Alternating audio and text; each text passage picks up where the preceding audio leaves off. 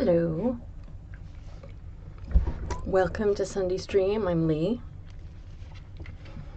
Most Sundays at 3 p.m. Eastern, I do live streams with hypnosis, talk, and trances. And I'm delighted that you're here.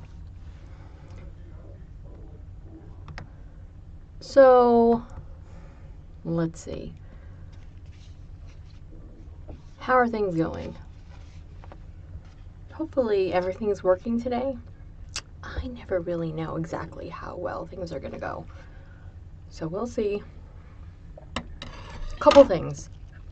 I have mentioned in the last one or two streams that I've done that I have a hypnosis machine that basically turns spirals for me, and I can use that. So I thought I'd show you guys some of these. Now, this is not the best setup because I'm using a chopstick. It works better when it is a fixed thing, but I just thought I'd show you some of these and you could see how well they work. Thought that one was kind of fun. Here's number 2. They are in no particular order, so.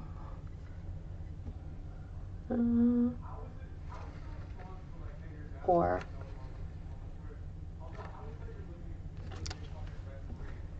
let's see. And I prefer a not super fast moving spiral. Like when I look at spirals, I'm like, I don't want it to go too fast. It's too fast if it's too blinky. For me, that's not like fun. Like a random flash of something, I'm down with that. But if it moves too fast, not really. So I like them when they spin at the right speed, and I don't know what that is. Oh, this one's kind of interesting. This one might have to move more slowly. I can't tell if it's the camera or... Anyway, we'll see how all that one goes. But I thought that was kind of fun because he is hypnotizing them. And this one is a little off-center, or a lot off-center. And I thought that was kind of neat to be able to like focus your eyes a little wonkily, if you will. Pretty standard. I will say that this was an ordeal until I found the company that makes these sorts of things.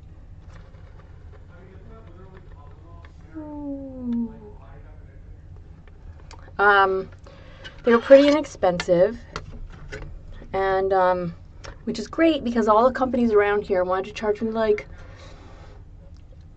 a lot of money for them, or they were like, no, we don't do them. I might be spinning these too fast. It's hard to tell. I also feel like there's definitely a difference between, and this is kind of similar to that last one, there's a difference to seeing it through the camera versus seeing it in person.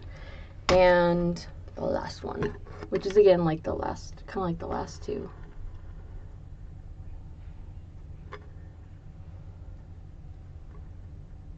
So that's what's upcoming. As soon as I get another part, it's like, but Lee, why are there so many different things that you have to do? Well, I don't know.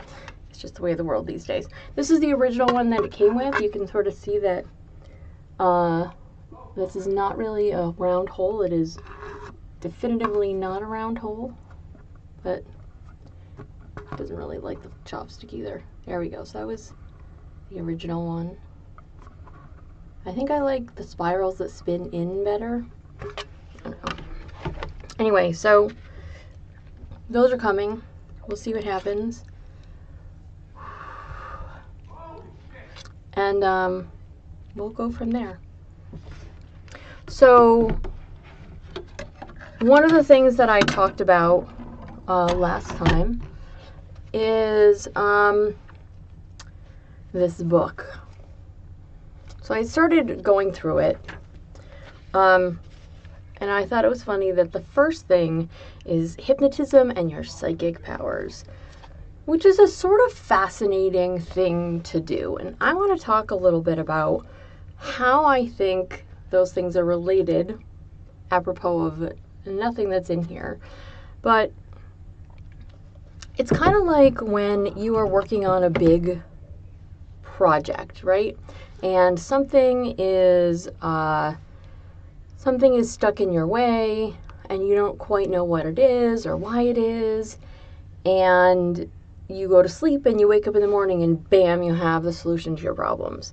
I think on some level that psychicness involves stuff like that. It involves us taking in all the information that our senses possibly can manage to take in, and then us processing it in such a way that makes actual logical sense, right?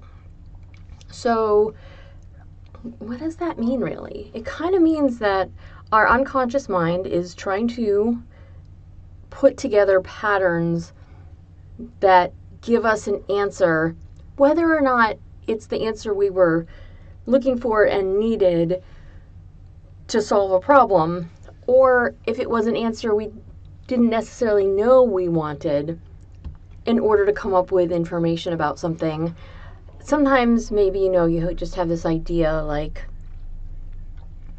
there's something here, I just don't know what it is. I'm getting this strange feeling, right? And then all of a sudden, you're like, oh, and all of a sudden information comes to you consciously that you weren't necessarily aware that you'd been gathering unconsciously. And I think that psychic ability, in this sense, might have to do more with either that type of revelation, or it has to do with, for example, the people that do cold readings.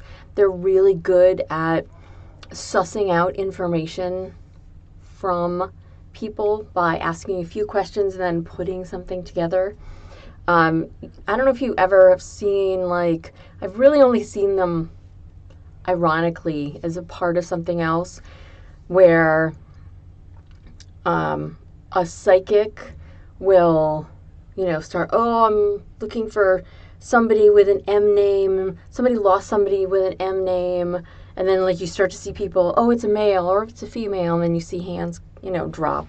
So then you're left with one person who has neatly slotted themselves into all those categories that you've already mentioned, and you have, if you're that kind of person, a really good idea about what might possibly have happened to them or for them. And that sort of thing can be,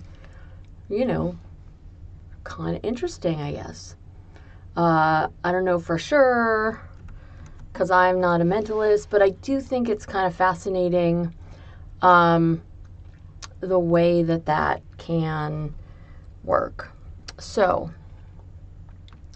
all right, and then the last one that I think about is, for the people that do the kind of mentalism where they talk at you and you select something, like a card or a number or whatever, and they have somehow led you to that place, and you thought you had come to a decision or an understanding or something all by yourself, and they have magicked you into choosing the number or the whatever that they wanted you to choose. So I think that for me, for my personal ideas and understanding, those are the three things that I think would be most likely to happen if someone was to develop their psychic powers. So I think the second two are kind of a little artificial, but the first one you could definitely become more in tune with your senses so that you picked up on stuff. Plenty of people are like, oh, I had a gut feeling about something, or I just, my skin just crawled when I looked at this person, or something like that. So you can have these abilities naturally, or you could hone them. I mean, I feel like sometimes I'm really oblivious to some of the things that are going on around me. However, I have friends that are very, on it. And they are just very, very good at knowing what's going on at any given point in time in our surroundings. Me, not always so much. So, all right. I'm not saying that we should develop our psychic abilities or we should not develop our psychic abilities. And when I say psychic abilities, I really do mean that in sort of a psychic abilities kind of sense. That our brain has this, power to just be more noticeable if we wanted it to be that way. So if we wanted to actually pay more attention to any of the things that were going on around us, we could do that. It would be fine. It'd be amazing. Let's just make that happen. And it also requires like putting yourself out in situations and like noticing what's going on with your body. Are there tingles anywhere? Are there, flashes, hot or cold? Are there like little senses somewhere on your body that are going off? Are you itchy here? Are you hyper alert or aware there? Something pain you? Do you feel like some sort of sense of motion somewhere in your body? Does your chest get tight, etc.? Things like that. So I think that but how do you train that, right? Because you have to be able to put yourself into a situation, and then you have to know if your response and what you thought that was is actually what it was, right? And I guess scientifically it'd be better to put yourself into a situation, be like, oh, I felt this when this happened, to understand that this thing was happening, and then to notice if that happens again and again and again without trying to assign too much value or importance to that thing that you were noticing. Just getting your body to like calibrate itself to respond to certain things and see where you went from there. So anyway, I love the idea that some people sort of know things, and I do usually feel, as much as I think it would be awesome to have magic people out there, I don't really think that there are. It does seem to be a little interesting to me sometimes how sometimes I'm doing a session with somebody and I'm literally just having a conversation with them beforehand about what's going on in their life, and then sometimes something that they hadn't brought up to me in their session is something that I just automatically touch on. I didn't know, my unconscious picked something up. I welcome that because I think that it's helpful when a hypnotist can engage with somebody in that kind of interesting way. But on a personal level, I can't tell you how I got there or why I picked up on those things. But I do thank my brain, good brain, when it happens. And I think that there's something about that that can be developed more and more and more. So anyway, I still am having some fascinatingly different challenges, let's say, today with the live stream. I have no idea if anyone's here or not, because when I schedule things, sometimes they don't pop up automatically. They don't like just work the way I think that they ought to. So I know that I am streaming. I just don't know exactly how or when or where that streaming is happening. It's kind of sucky, honestly. I wish it didn't work that way. It's fine. We'll see how it goes. So today, I thought it would be fun to make sure that we had some... There we go. I refreshed everything. I can see people. Isn't that wonderful? Thank you for being here. I really appreciate it. No, I don't need an electric screwdriver. Well, not to spin my hand, but to spin the discs, because I have a machine that does it. And all I need to do is I need to get some like rubber or plastic washers for this, and then to screw them into the right place. That's all I have to do. It's just another trip to the hardware store, and I'm not sure if I want to lug my machine / one of these things there and see if it's going to work. I don't think I actually need the wheels, but I might need the machine itself to make sure that I have the right size screws and stuff like that. So yeah, so there's a whole bunch of discs. It's going to be great. I'm glad that you liked the ones that you saw, or at least one of them that you saw, and we'll see what happens. I'm definitely going to I'm going to be using some of them as backdrops for videos that I make.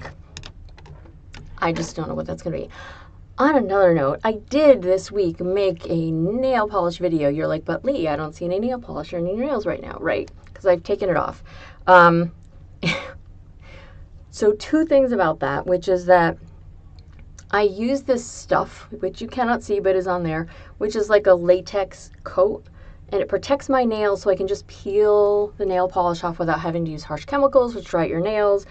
Mine are already dry and brittle enough. I use a lot of like hand cream and oils and lotion and stuff, and they are still delicate little things. So as I try to grow them out so that they will be better at doing nail things, I'm trying to take care of them. So I put stuff on, I take it off so it doesn't get into all of like my cooking or anything else. It's just better to take them out. So I did make one with that amazing, crazy, big, shiny stone ring that I recently received that I've shown you guys. So hopefully, it's probably pretty bad. I'm going to be honest. I initially tried, I have a couple cameras, but the camera that I tried to use is a book camera, right? So it like, you know, just like looks down. So you can see things that are, say, on the table. I was like, oh, that'd be great. But it's so slow that I couldn't actually get it to keep filming. It was like there was some problem with how it connected or something like that. So I use this camera, which is way better quality and faster, but then it gives you just one perspective about what's going on. Again, also fine. It's fine. Who cares? But sometimes I think that people actually like to see, you know, you and what you're doing. So I don't know how I'm going to keep, don't know how I'm going to keep doing them, but I did make one. It'll be edited hopefully before too long, and that'll go up. And so if you like that sort of thing, I talked about parts, because that's one of my favorite topics. On that note, is there anything that anybody would like to do in a session today? And I ask because I think it's important that if you are here, there might be something that's on your mind, something you'd really like to do. What would that be? If you could do anything in hypnosis today in a group setting, what would that be and how would that work? So let your brain think about that. Let your brain not have to worry about it, and feel how good that is to just, you know, give in a little bit.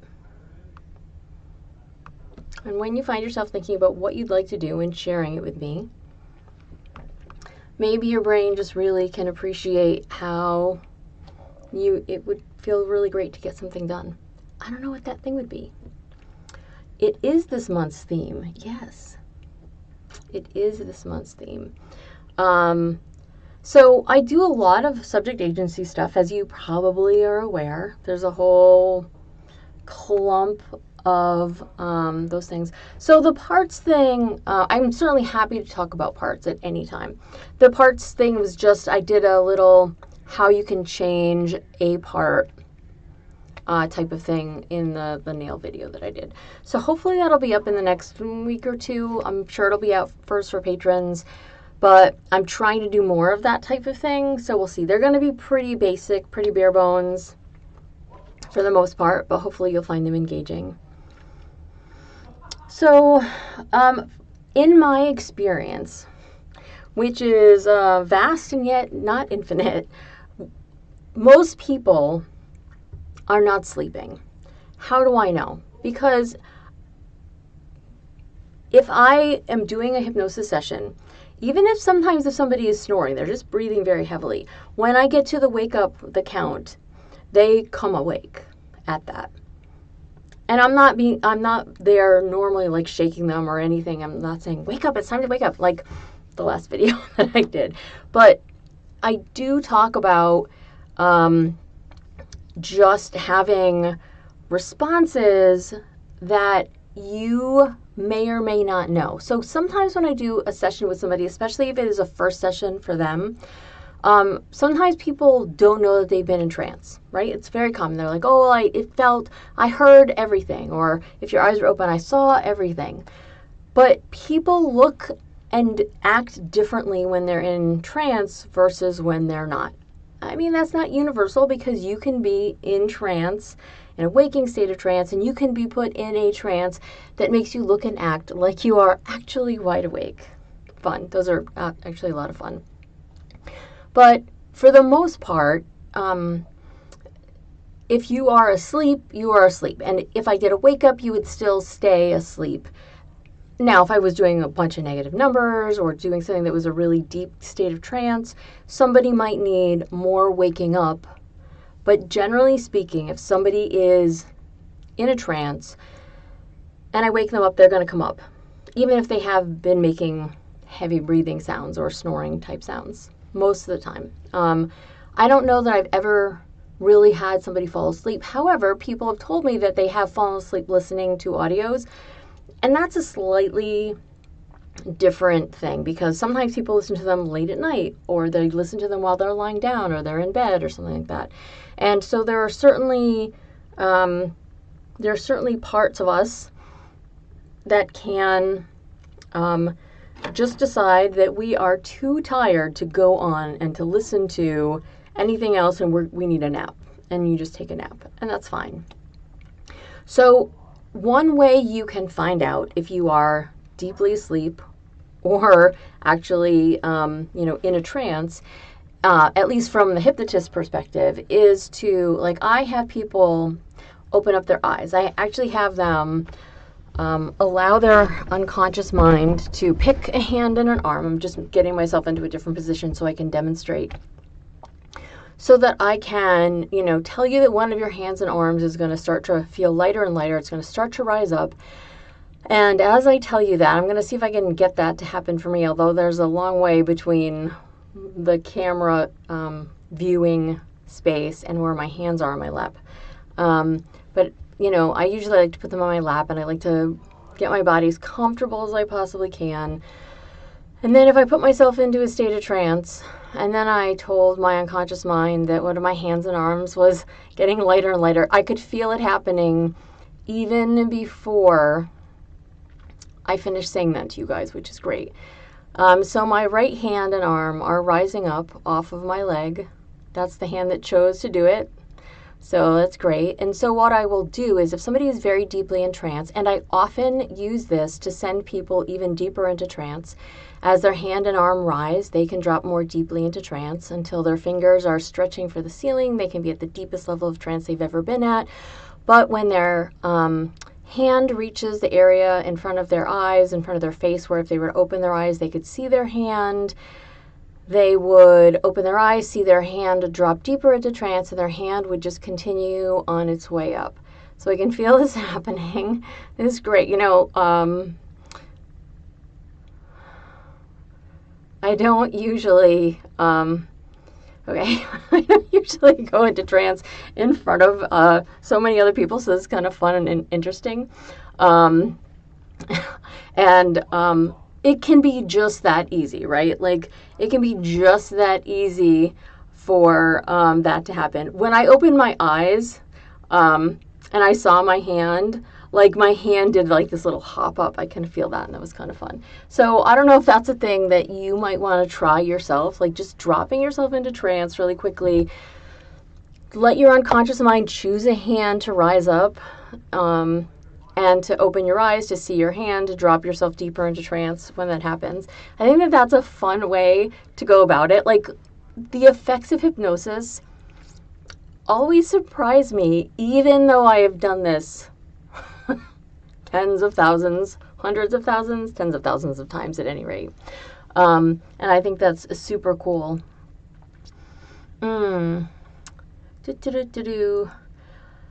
So that's fascinating, but I always dream, or I often dream just in deep sleep, right? Or when I'm actually normally sleeping. So for yay for spiral shirts. I often think that like I'll dream anyway.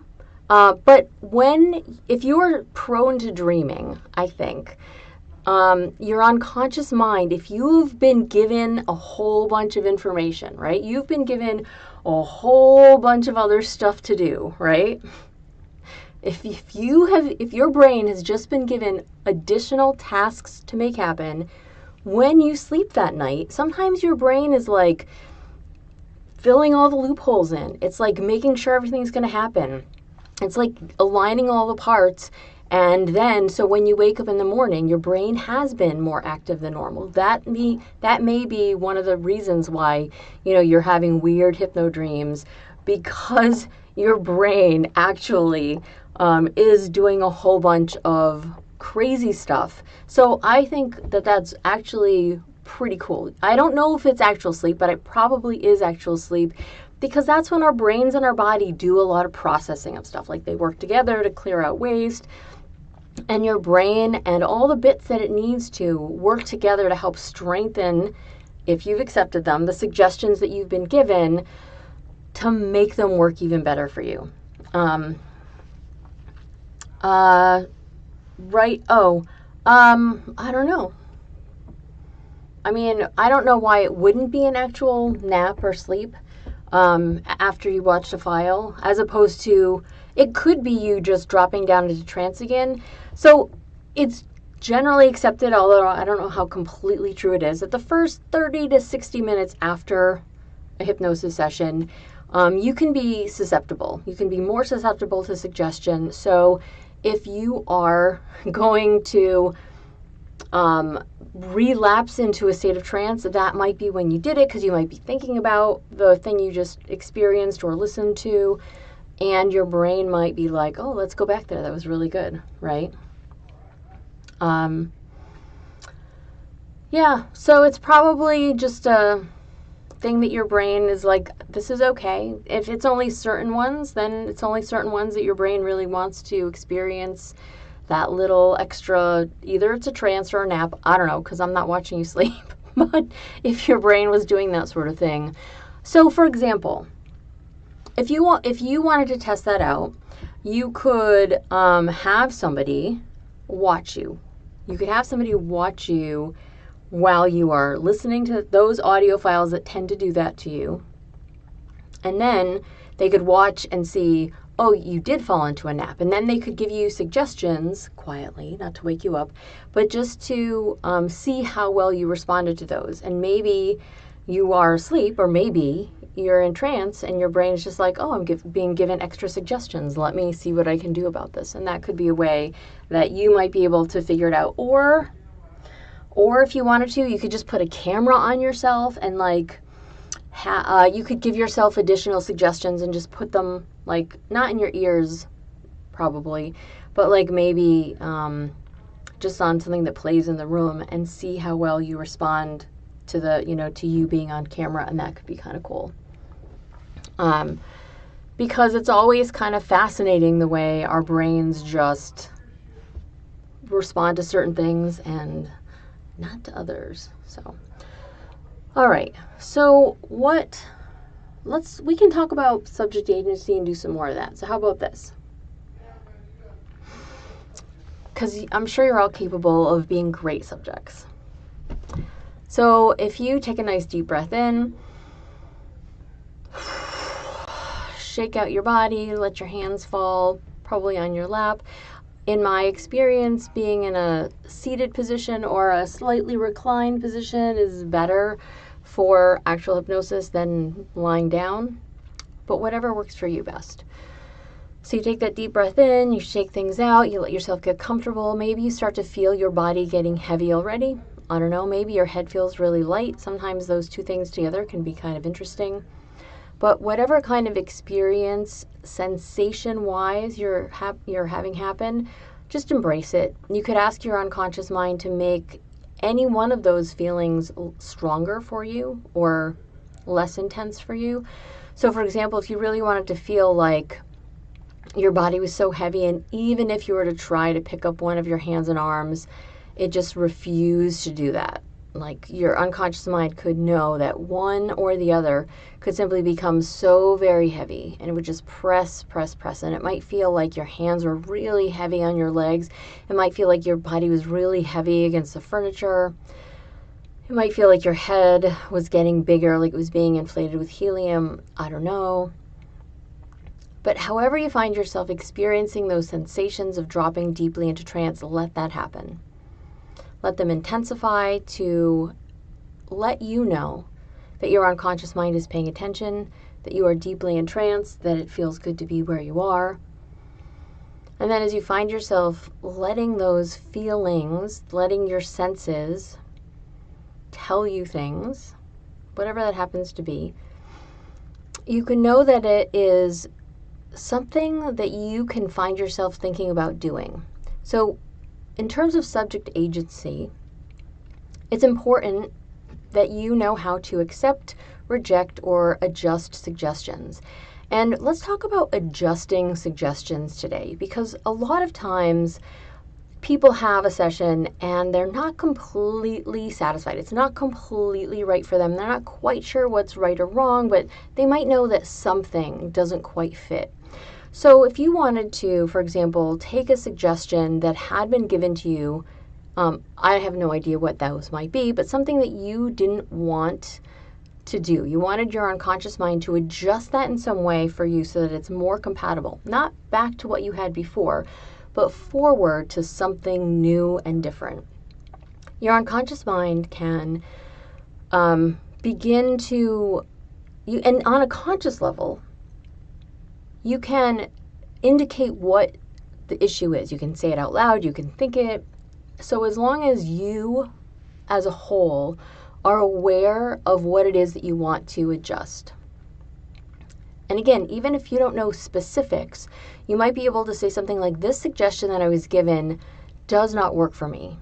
I would like to adjust that so that I feel really thrilled and excited to adjust this in a more positive way for me, in a way that makes me feel excited about something, in a way that makes me feel driven to do something, in a way that really helps me understand whatever it is a little bit better.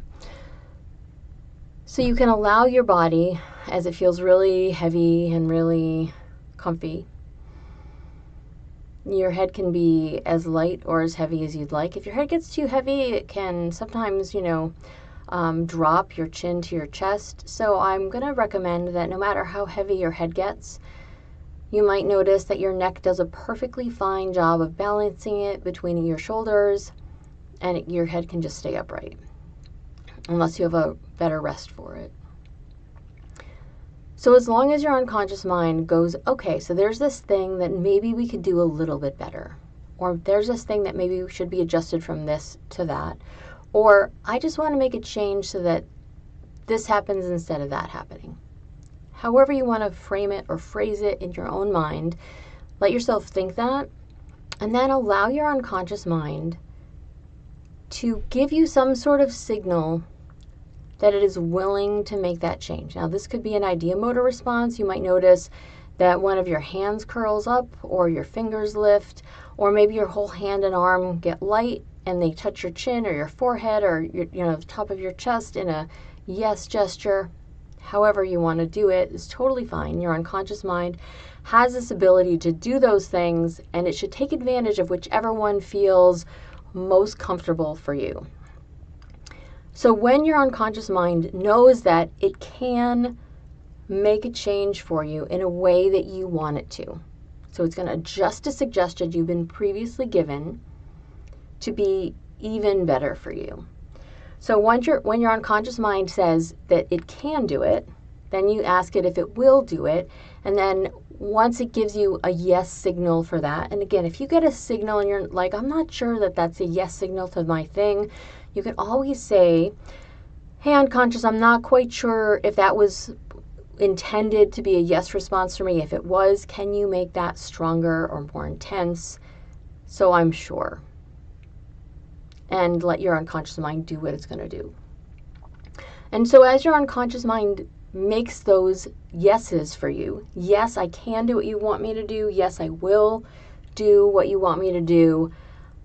Ask it, okay, will you do that now? And will you let me know when you're done? And you can give it a condition. When you have finished that, let my hand rise up, touch my chin, and then drop back down. Or when I have done that, when you have made those changes, go ahead and bring me all the way back up to full consciousness, feeling even better than I was when I went in. And notice what happens. The more you find that you can communicate with your unconscious, the more you pay attention to what signals your senses are feeding you, the more you're going to have control over what it is that you can do. I mean, it kind of seems silly, but you are able to change what you think and how you behave without too much trouble. And I say that with some caveats because sometimes we have suggestions that we follow that are internalized suggestions that are really strong. We've been doing it for a long time. And other things rely on that particular thing that we do. So maybe it's a habit, and maybe we just have so many other things tied into it that it's like, I am willing to make this change, but I cannot make this change. Sometimes you get that. Or I'm unwilling to make this change, and you don't necessarily know why. So sometimes you have to like figure out the reasoning, what else is dependent upon this, and like make a wholesale change to multiple things. And sometimes you can just say, to your unconscious, if you've like tried to do this particular change before and you get some sort of resistance from your unconscious mind, you can straight up ask yourself, you can do some parts work on yourself and be like, hey, what is needed in order to make this change? Like, what else is needed to make this change go forward positively? The example that's almost always given is like, if somebody is a smoker and everyone in their social group is a smoker, and they go outside, you know, on their lunch breaks or their smoke breaks, and they hang out with people, and that's the only social interaction that they get, that oh, that's hilarious. Sometimes you need to, you need to make the parts inside you that are in charge of these things, you need to give them a reason to make the change. And you have to be like, look, we will still go out and hang out with these people. I just don't want to have the desire to smoke, and I don't want to smoke anymore. We can still go out and socialize. If you could just take away that desire to smoke and make my interest in socializing just as strong as it is, you know, I'll just go out with a bottle of water and some gum and I'll be fine. For example, like sometimes you have to like give a part of you something that it wants so that it doesn't feel like it is having everything ripped away from it if you do a thing. I mean, that's a really basic parts type thing, but it also shows the importance of the subject agency, because you have to be able to know what you want and sort of ask for it. And even if you don't know all the specifics, you might have some thoughts somewhere in the back of your mind about the ways you behave or the things that you do that you just want to stop making happen. And your brain has the capacity to do that, and you can do it. And sometimes you have to make a few changes that support the main change that you want to make, and then your brain has no problems with it. So when you do those types of things, when you make those changes, your unconscious mind can feel really good. And you should basically, every single time you make this kind of change, thank your unconscious mind for it doing a job to basically update you. You are kind of, human beings are not computers, but there are some similarities, probably because computers are so prevalent in our language, and we can use that as a metaphor to help our unconscious self understand what we want to do, right? Like, I want to change my programming. It's not exactly that, but it's kind of that. So yes, exactly. You can always hang out with the smokers without having to smoke. So you can absolutely give your unconscious mind this ability to make those changes, to let it know if it needs anything else, like, well, maybe I just need some support from other parts of me. Like, maybe I need to make sure that other parts of me are like, we understand. So you're gonna stop smoking. There's a part that used to smoke, that part is no longer gonna smoke. That part is now gonna, like, drink water and chew gum, for example. And then maybe you need a couple other parts to be like, we're still gonna be a social. We're just gonna stand, upwind from the smoke, so we're not tempted in any way. We're going to make sure that, we have other resources available to say no if somebody offers us a cigarette, for example. So it could be anything, but it's okay to remember that you're here to support yourself in the suggestions that you might give yourself, especially to yourself, right? Like, as opposed to listening to an audio or having a hypnotist give you suggestions. And this is really important because sometimes we don't want to share what's going on with other people. And not that that's bad at all, but you have to be able to be aware that you might come into resistance even internally and making some of these suggestions, and it can be really hard. Look, I can't smoke anything. My throat is too delicate. You can have it all, every little bit.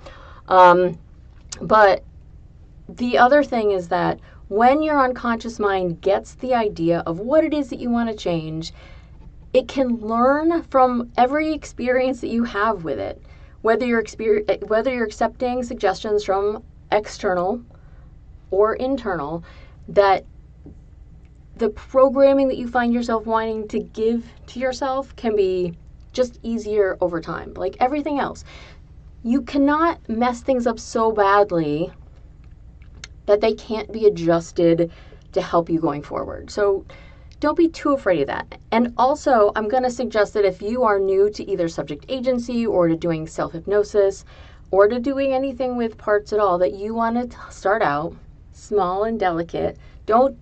If you're like, oh, I want to stop smoking or I want to do this thing, but you have so much resistance to it, it might be time to be like, whoa, okay, that's a bigger project. That's a project for like level 4 me, and I'm only at level 1. So what's a level 1 suggestion that I might give myself that my unconscious mind can accept and can make happen? And that might be a good thing that you find yourself like thinking about before you go to sleep, or you drop yourself into trance and you tell your unconscious mind, hey, look, this is the direction I would like to move toward in my life. So how do I make that happen? What changes do you think I need to make in order to make that happen? I'm going to go to sleep tonight. I'd like my unconscious mind to evaluate a whole bunch of different things. Or if you have a whole bunch of different things on a conscious level that you're aware of that you might want to change, you can also toss those out and allow your unconscious mind to sort through them and to figure out which one or ones it might be able to change first more easily than the rest. So as soon as your brain does that, ask it to give you a sign. I've given you 3 things that I'd like to do. Will you let me know in the morning when I wake up which one I should work on? Yes, right? Yes, I'll give you a suggestion when you wake up in the morning. And you might wake up in the morning not necessarily remembering what it is that you've done. Maybe you do. But your brain should give you a signal on some level that this is the thing that it's ready to work on, it's ready to adjust. It's also possible that while you're sleeping that night, your brain's like, oh, I figured out how to do it, I'm just going to make that happen. Cool. So your brain can do all those things. So it's surprisingly interesting to me how willing people's parts are to actually communicate in our own language, right? So one of my favorite stories is, and I think I've shared this before, but Milton Erickson was doing a session with somebody, and this woman comes with a problem, and he puts her in a trance, and he goes, well, I solved this problem for you last time. Do you remember how we did it?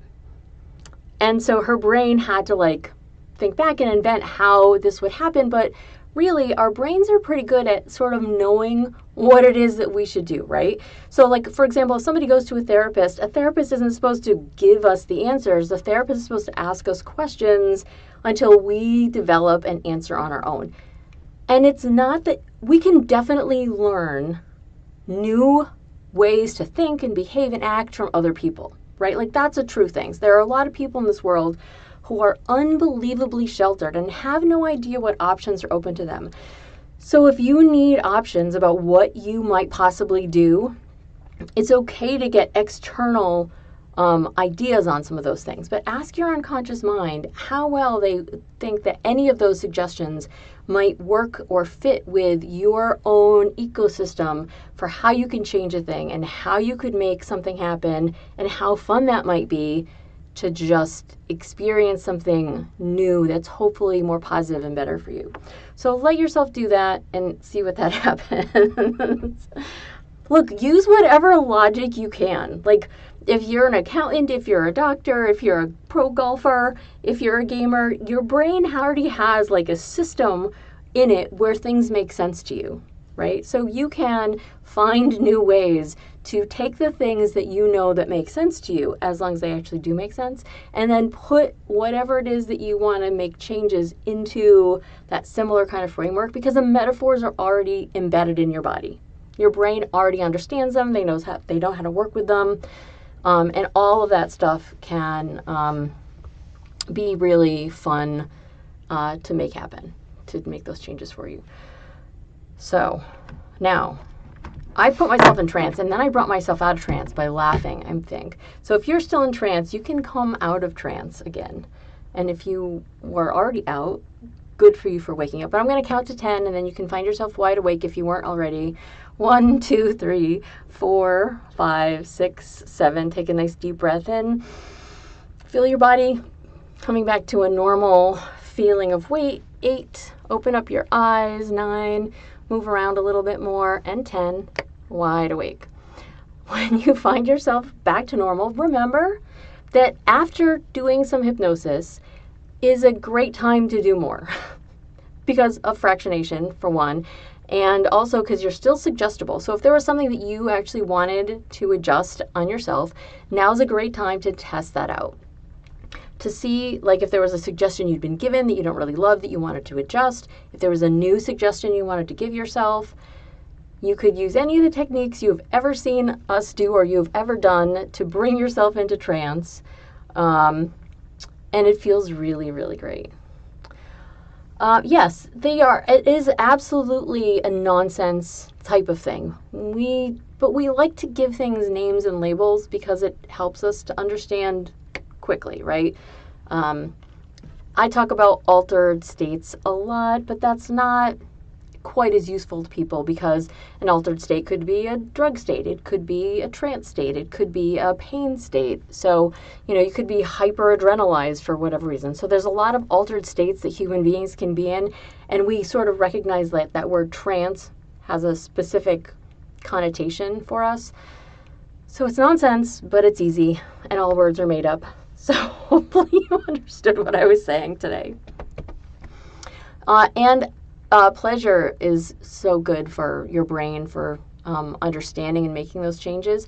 So when you're doing this for yourself, if you can make your change as good as possible for you, make that happen. If you can allow your unconscious mind to just feel pleasure from making these changes, from adjusting yourself in some way, do it. And sometimes all you have to do is to tell your brain that when you make these changes, it feels really good. And then notice for that really good feeling. And then thank your brain. That's all. All right, folks, thank you for being here. I'll be back again next Sunday. Hopefully I'll get that first video out, this one, in this week or next. And there will be more of those coming. So thank you for being here. Have a really great day, and I will see you later.